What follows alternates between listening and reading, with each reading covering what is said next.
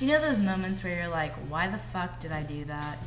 Well, this is one of those moments for me. I'm one of those people where when I get drunk, you can't tell too much. The only time you can really tell is if I'm listening to someone else talk and I go, and I start going somewhere else. That's when you know I'm drunk. I feel like when people say the whole, don't do anything I wouldn't do, I like read into it way too much, especially when I'm drinking.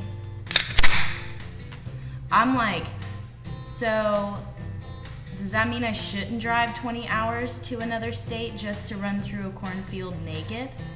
Does that mean I shouldn't do it? Because you probably wouldn't do it, right? Yeah, okay, yeah. All right, then I won't do it. But what if I really, really wanted to? What if I really wanted to drive 20 hours to another state just so I could run in a cornfield naked? I probably should just do it anyway, right? You know what I'm saying? So literally, that statement has no meaning behind it. It's just a saying. Doesn't really mean that you shouldn't really do anything this other person wouldn't do. What you really should be saying is do everything I probably wouldn't do. That's what you should say. That gives you all kinds of freedom in the fucking world to do whatever the fuck you really want. There's a lot more to me than being in a band. I smoke, I breathe, I drink, I sleep sometimes. Some of you are watching this and probably think she really has no life, but in all honesty, this is one of the days where I had a lot of writing happen with my band.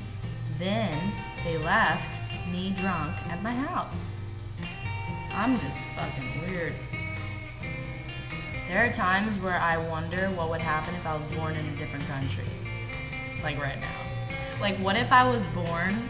No, but like really, like what if I was born in another fucking country? Would I still be the same person, or would I be like, you know what I mean? I feel like your environment really influences how you are as a person, for the most part. Who you surround yourself by is it reflects on who you are. So if I wasn't surrounded by hilarious, random musician type, alcoholic like people, I'm pretty sure I would be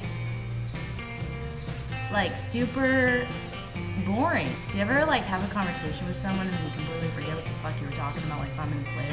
That happens to me every day of my life. I think something's wrong with me. One time I went to Walmart and there was this guy. He was like, hey, what are you doing? What are you doing over there? And he was yelling at me and I was like, what?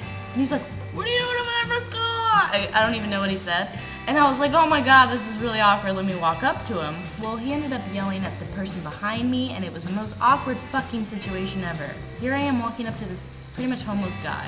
I was like, I'm sorry, sir, what did you say? Because I heard you yell, blah, blah, blah, and I don't know what it was you were saying to me.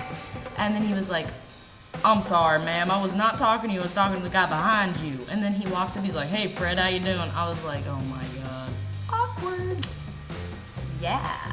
This is a cigarette with no tobacco in it. None.